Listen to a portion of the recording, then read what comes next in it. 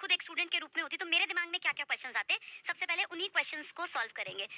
चलिए, questions in the sense मन में क्या क्या बातें आती। तो सबसे पहली चीज जो आपके दिमाग में आ रही होगी कि इसके लिए एलिजिबल कौन है। इसके लिए हरियाणा पुलिस में एलिजिबल है हर वो स्टूडेंट जो हरियाणा का निवासी हो, पहली शर्त। अब ये निवासी इन द सेंस कि भैया जो हरियाणा का होगा ना उसी ने सीईटी किया होगा। तो हरियाणा से बाहर के लोगों ने, मुझे ऐसा लगता है किसी ने भी शायद फॉर्म ना भरा हो, इक्के दुक्के कोई हो जो बॉर्डर एरियाज में है तो हो, बाकी बहुत बड़ी तादाद में यूपी से, राजस्थान से हरियाणा का सीईटी लोगों ने नहीं भरा था। और भरा था तो बहुत कम लोग होंगे जो उसको पास कर पाए होंगे, क्योंकि उसमें एक बड़ी प्रतिशतता हरियाणा जीके के कारण हरियाणा के स्टूडेंट ही उसमें ज्यादा दबदबा बना के रखते हैं अपना। तो हरियाणा पुलिस की भर्ती को आज हम डिस्कस कर रहे हैं। इसके लिए क्या कुछ चाहिए, तो पहली चीज आपके दिमाग में आएगी कि इसकी पहली बेसिक नीड क्या है। पहली बेसिक नीड है आपने 12th पास की हो किसी भी रिकॉग्नाइज्ड जो मान्यता प्राप्त स्कूल होते हैं, चाहे आपने सीबीएसई से पढ़ा हो, आपने आईसीएसई से पढ़ा हो, या आपने हरियाणा बोर्ड से पढ़ा हो, 12वीं पास आपका होना जरूरी है। इस 12वीं पास के बाद दूसरी शर्त आपकी है आपने हरियाणा का सीईटी पास किया हो।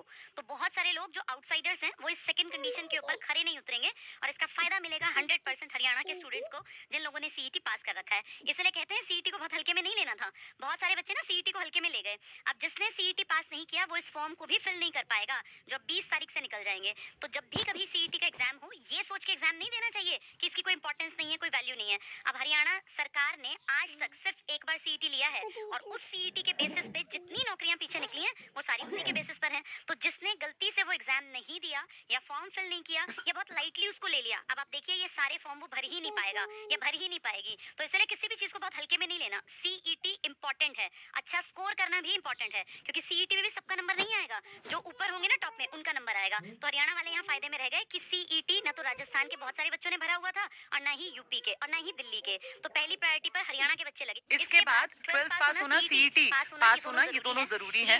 ये है बेसिक चीज। इसके बाद आती है बातचीत की और क्या होगा।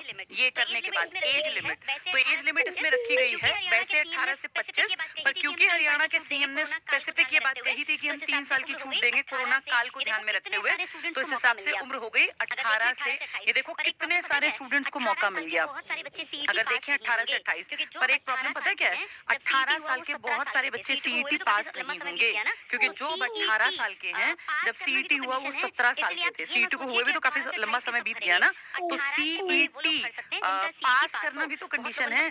इसलिए आप ये मत सोचिए कि 18 से 28 के सब भरेंगे। 18 से बड़े वो लोग भर सकते हैं जिनका सीईटी पास हो। बहुत लोगों ने तो